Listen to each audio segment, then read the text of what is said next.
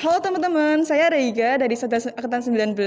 Kali ini saya akan menemani teman-teman semua untuk mengunjungi Museum Batik Tanah Jadi Surakarta yang akan dipandu langsung oleh Mas Zubair.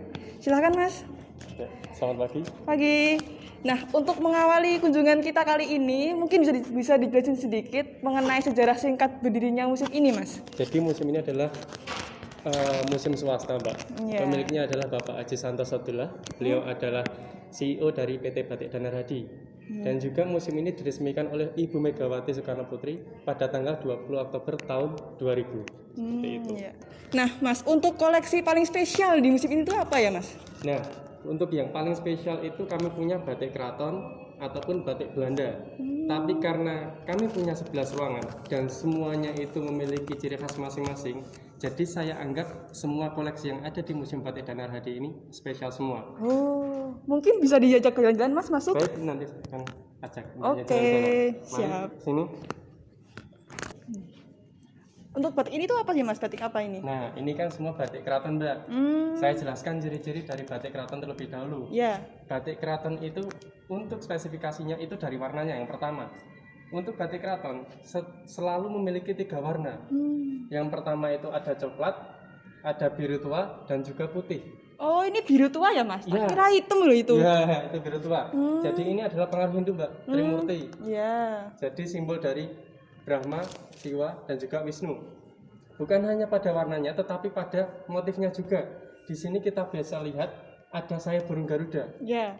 Jadi di dalam batik keraton itu, ketika menggambarkan sesosok makhluk hidup, selalu menggunakan simbolisasi. Iya. Jadi ini ketika mereka menggambarkan Garuda, jadi yang digambarkan hanya sayapnya saja. Oh. Karena pengaruh Islam. Ya, ya. Di dalam Islam kita tidak boleh menggambarkan makhluk hidup secara utuh. Jadi yang digambarkan hanya sayapnya saja. Dan untuk produknya dari batik keraton itu apa aja? Kami punya jarik, Ya. kemben, dan juga dodot. Iya, iya. Dan setiap batik yang ada di sini memiliki acara-acara tertentu. Dan sebagian besar memiliki filosofi. Untuk batik ya ini kok kayak diistimewakan tuh loh, Mas. Bisa dijelaskan ini Ya, kenapa? ini namanya dodot ageng parang bareng, Mbak. Jadi dodot ini digunakan oleh raja ataupun bangsawan ketika acara-acara besar, semisal penobatan raja. Jadi rajanya nanti akan pakai ini. Lalu untuk motifnya namanya parang bareng, Mbak. Motif parang ini adalah salah satu motif larangan. Jadi pada zaman dahulu yang boleh memakai motif ini adalah para ataupun raja. Nah, karena perkembangan zaman banyak sekali orang yang tidak tahu mengenai motif larangan ini. Akhirnya mereka ya pakai seenaknya saja. Ya. Ya karena mungkin ilmunya yang kurang atau gimana. Iya. Padahal ini adalah pola larangan.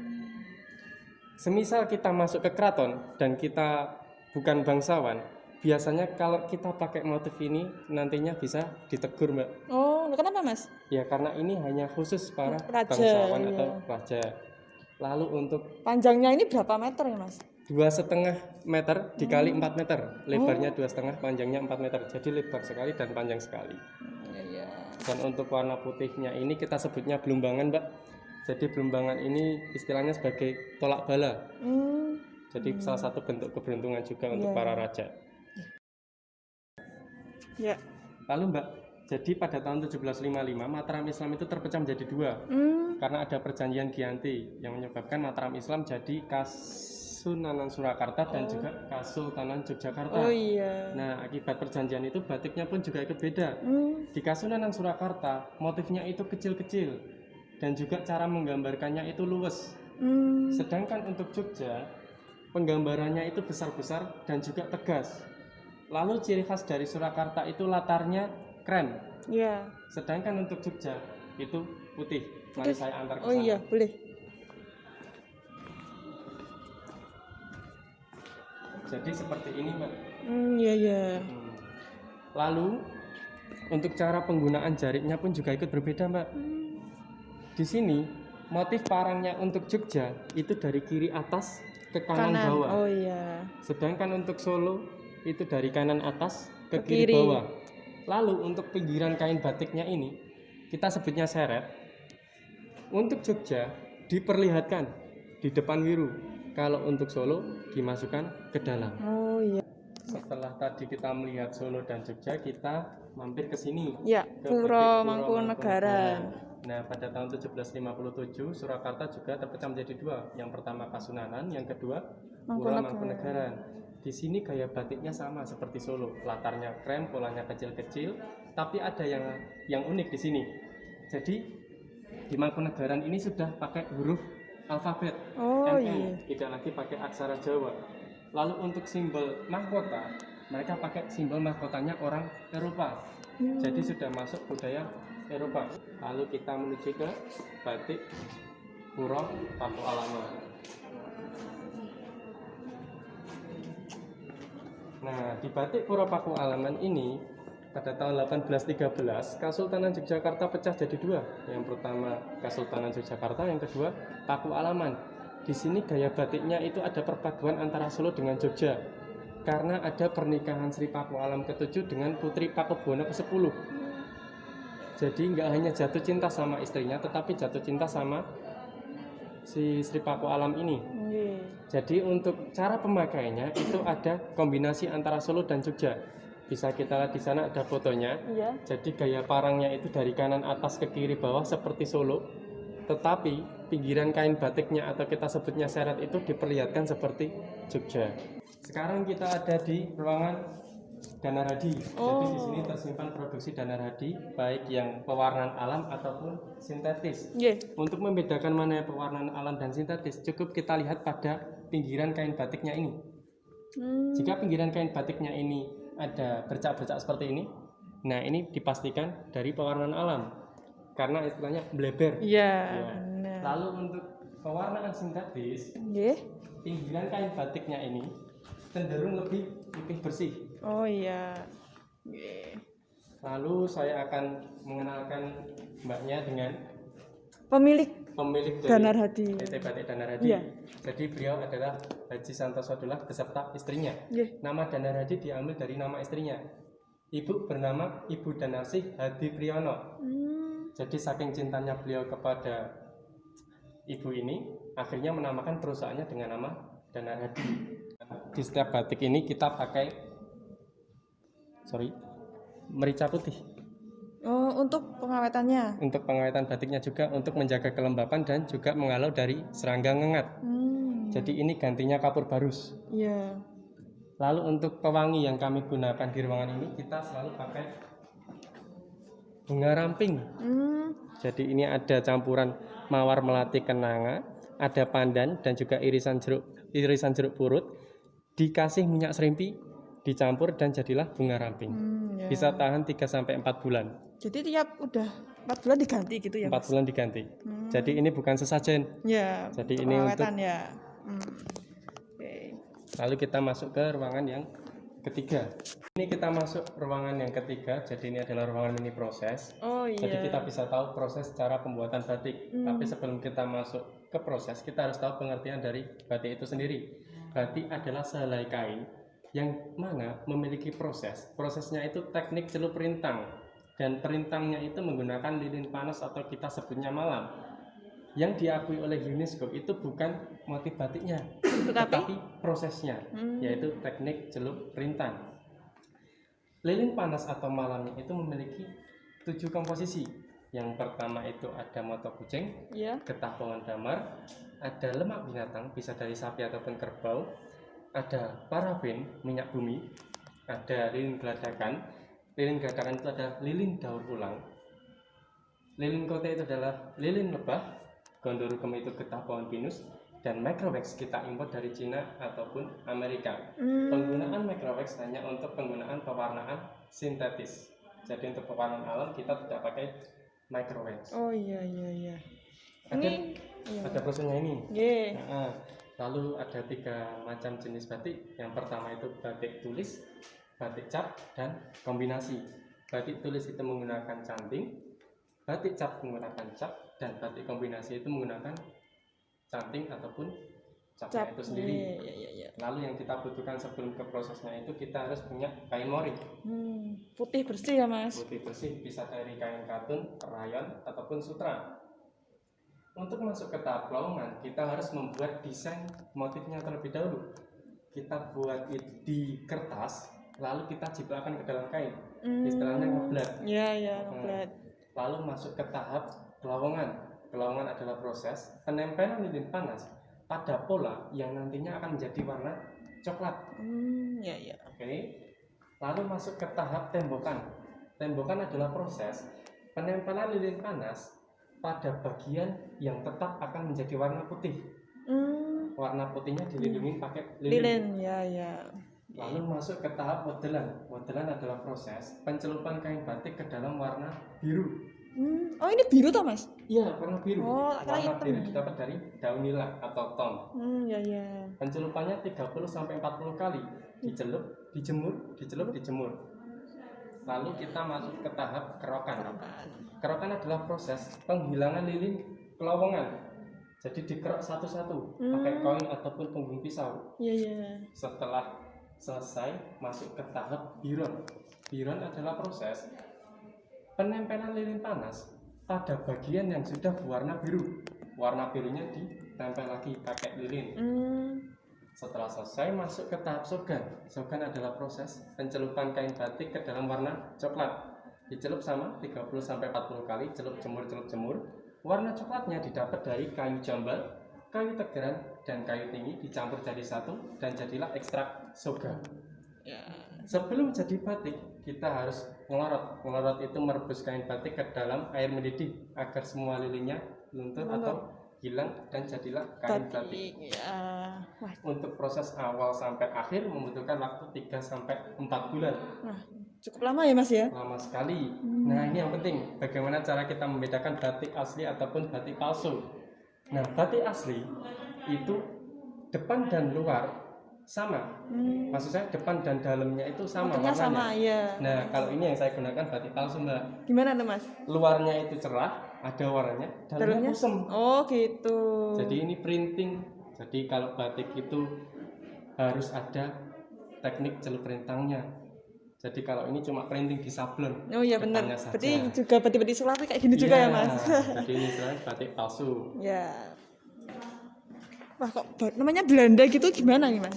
Nah, jadi bukan batik yang berasal dari Belanda, tetapi batik yang dibuat oleh noni-noni Indo-Belanda. Oh. Berdarah campuran. Iya. Jadi orang-orang Belanda itu memiliki modal, memiliki ide, akhirnya mereka mendanai orang-orang pribumi untuk membuat batik. Oh iya, oke. Nah, kita sudah ada di batik Indonesia. Iya. Ciri khas dari batik Indonesia itu polanya dari keraton, warnanya dari pesisiran, ataupun sebaliknya. Bisa warnanya dari keraton ataupun polanya dari pesisiran. Jadi ini mulai berkembang pada tahun 1950. Pencetusnya adalah Bapak Insinyur Soekarno. Beliau menginginkan adanya batik persatuan. Oh iya. Jadilah batik Indonesia. Nah, kita masuk ke batik kontemporer. Ya, wah warna-warni ya, Mas ini. Ya, jadi ini adalah lukisan, Mbak, istilahnya. Lukisan. Jadi beliau Sumiharjo, Amriahya, Bambang Utara itu melukis tapi menggunakan lilin panas atau malam. Jadi motifnya abstrak. Iya. Seperti lukisan. Ya. Kita sudah sampai di ruangan batik Sogan Genes. Sogan Genes itu hanya untuk istilah penamaan batik yang warnanya coklat. Jadi Sogan itu diambil dari kata kayu soga yang menghasilkan warna coklat, dan Genesnya ini adalah salah satu pengusaha Indo-Belanda yang membuat batik warnanya coklat. Namanya von Hans Gottlieb. Karena orang Jawa nggak bisa bilang Hans, jadinya Genes. Ya. Nah, ini batik-batik yang warnanya coklat, hampir mirip seperti yang ada di Depan tadi ya, Mas. depan tadi, batik keraton. Jadi batik yang dibuat oleh orang-orang Cina kita bedakan menjadi dua, sebelum 1910 dan sesudah 1910. Perbedaannya apa? Perbedaannya itu ada di warnanya. Jadi untuk pewarnaan di sebelum 1910 itu menggunakan pewarnaan alam. Yang sesudah 1910 itu menggunakan sintetis. Dan untuk produknya, untuk sebelum 1910 itu hanya untuk tokwi dan mukli. Apa tuh, Mas? Tokwi itu penutup altar keagamaan. Oh ya? Seperti itu. Dan mukli itu untuk taplak meja. Ya. dan pola-polanya itu selalu menampilkan Awan-awan gitu ya Mas? awan dan juga binatang-binatang mitos yang ada di Cina. Cina. Batik adikarya ya. Kenapa batik adikarya Mas? Jadi ini adalah koleksi yang menurut Bapak Haji Santoso dulu adalah koleksi yang terbaik. Jadi adikarya yang paling utama. Di sini ada gaya Solo, Ya. gaya pesisiran, dan gaya Jogja. Nah, untuk bisa mengunjungi museum ini tuh siapa saja sih Mas yang bisa datang? Nah, selama pandemi, Ya. untuk anak di bawah umur 15 tahun itu tidak diperbolehkan masuk museum. Dan juga untuk manula di atas 60 tahun itu juga tidak boleh masuk di museum. Seperti itu. Untuk harga tiketnya untuk pelajar 15.000 dan dewasa 35.000. Ya, teman-teman kalau misalkan udah pandemi bisa datang ke sini ya, jalan-jalan sama Masnya langsung. Karena di sini tuh banyak banget koleksi batik yang bagus-bagus.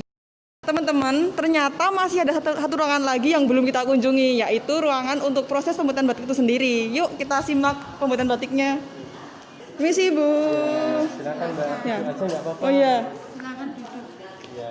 ini jadi batik tulis ya Bu ya, pakai canting ya. Ini proses bikin batik tulis. Enggak dipola dulu Bu, maksudnya dari pensil apa gitu? Pensil dulu. Oh, pensil dulu. Ini garis besarnya ini pensil.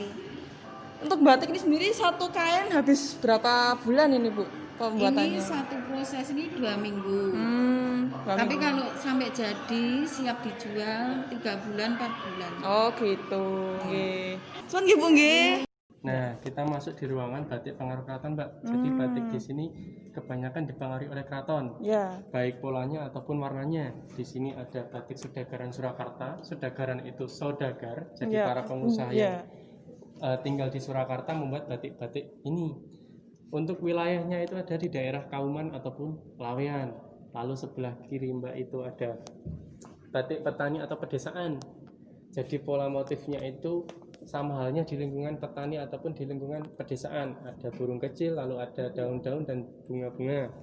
Dan kebanyakan ada di daerah Tulung Agung ataupun Sragen. Oh iya. Lalu kita masuk ke batik Jawa Barat, Mbak. Hmm. Nah, di batik Jawa Barat itu masih ada motif-motif dari keraton. Karena pada saat dulu Sultan Agung itu menyerang Batavia Ya. untuk melawan Belanda. Karena kalah dan pulang itu malu, jadinya mereka tidak berani pulang Ya. ke tanah Jawa. Akhirnya menetap di daerah Jawa Barat. Ya. Lalu kita masuk ke batik Cirebon. Hmm. Batik Cirebon itu ciri khasnya menampilkan pola-pola awan ataupun mega. Jadi kita sudah masuk ke batik souvenir, Mbak. Jadi batik ini adalah batik hadiah dari koleganya Pak Santoso. Jadi diberikan ke sini, Pak Santoso memajangnya di ruangan ini. Salah satu yang terkenal itu hadiah dari Bapak Iwan Tirta. Bapak Iwan Tirta itu adalah desainer ternama di Indonesia. Lalu setelah itu kita masuk ke ruangan memorabilia batik Danaradi. Oh. Di sini tersimpan memori-memori Danaradi. Iya. Ini ada batik pertama dari Danaradi. Pembuatan pertama 1967. Motifnya itu kayu dibelah. Iya. Jadinya seperti ini. Nggih. Lalu untuk kesana itu untuk batik buatan terbaru. Jadi Mbak, karena ini ruangan terakhir, saya minta maaf jika ada kekurangan dalam menyampaikan informasi. Ya. Terima kasih sudah berkunjung di museum. Sama-sama. Ya, saya ucapkan sukses dan semoga untuk video ini lebih dimajukan lagi. Iya, Mbak. iya. Iya. Makasih Mas. Iya. Untuk teman-teman mungkin bisa main ke sini ya kalau udah pandeminya udah selesai, karena di sini tuh banyak banget koleksi batik yang bagus dan banyak banget, pokoknya harus datang ke sini lah. Recommended. Cuma 15.000 tok ya. Nah, gimana teman-teman? Seru kan jalan-jalan kita kali ini di Museum Batik di Surakarta? Untuk itu kalian harus banget datang ke sini karena ini benar-benar recommended banget dari saya. Untuk itu sekian dari saya dan kami panitia Kota Rama. Kami mengucapkan terima kasih dan jaga kesehatan, selamat mengerjakan tugas.